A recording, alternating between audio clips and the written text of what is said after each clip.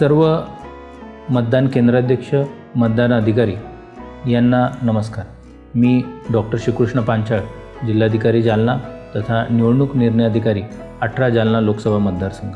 आपल्या 13 मे मतदान दिवशी 12 तारखेला सर्व पोलिंग पार्टीजला आपण EVM देतो, त्याच पद्धतीने मतदानाचं साहित्य देतो आणि त्या साहित्यासोबत यावेळेस तुम्हाला एक नवीन गोष्ट मिळणार आहे, ती म्हणजे ही बॉटल। आणि मतदान केंद्राध्यक्ष, त्याच पद्धतीने मतदान अधिकारी यांच्याकडून कोणतीही चूक होऊ नये, अनावधानाने कोणती गोष्ट राहू नये, त्यातल्या जे क्रिटिकल इव्हेंट्स आहेत तर ते नमूद करणे आणि त्याच पद्धतीने जो रिपोर्ट करायचा असतो तर त्या रिपोर्टसाठी ही बॉटल आपण देतो आहे। ही मिल्टनची थर्मस बॉटल असेल, जेणेकरून पाणी देखील याच्यामध्ये थंड राहील।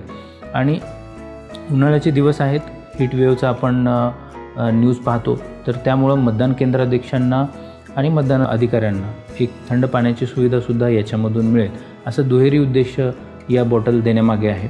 या बॉटलमध्ये तुम्ही पाहू शकता की 12 तारखेला जेव्हा तुम्ही साहित्य घेता तर इथं समोर जो बॉक्स आहे, जी गोष्ट झाली त्यामध्ये तुम्हाला टिक मार्क करायचं आहे। याच्यासोबत एक मार्कर पेन तुम्हाला दिला जाईल। 12 तारखेला सर्व साहित्य, त्याच पद्धतीने EVM मशीन मिळाल्यानंतर तुम्ही इथे त्यामध्ये टिक मार्क करा। त्याच्यानंतर मतदान केंद्रावर पोहोचल्यानंतर तिथे सर्व साहित्य ठेवणे, सुरक्षित ठेवणे ही त्याच्यानंतर महत्त्वाची बाब आहे।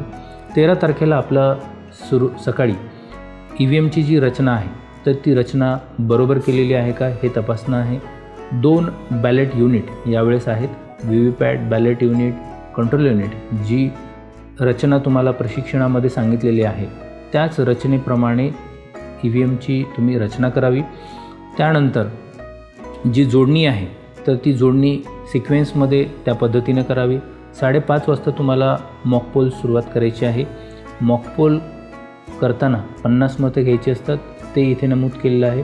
मॉकपोल झाल्यानंतर CRC न विसरता करा।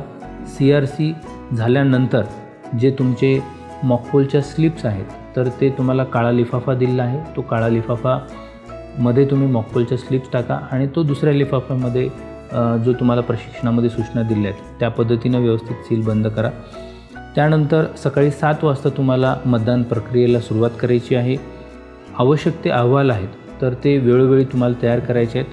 अहवाल तयार करण्यासाठी दुसऱ्या बाजूला बॉटलच्या टायमिंग दिलेले आहेत आणि त्याच पद्धतीनं कोणते अहवाल आहेत त्यामध्ये नमूद केलेलं आहे। मतदान टक्केवारीचा अहवाल सकाळी 7 ते 9, 7 ते 11 असा प्रोग्रेसिव्ह अहवाल आपल्याला त्यामध्ये द्यायचा आहे।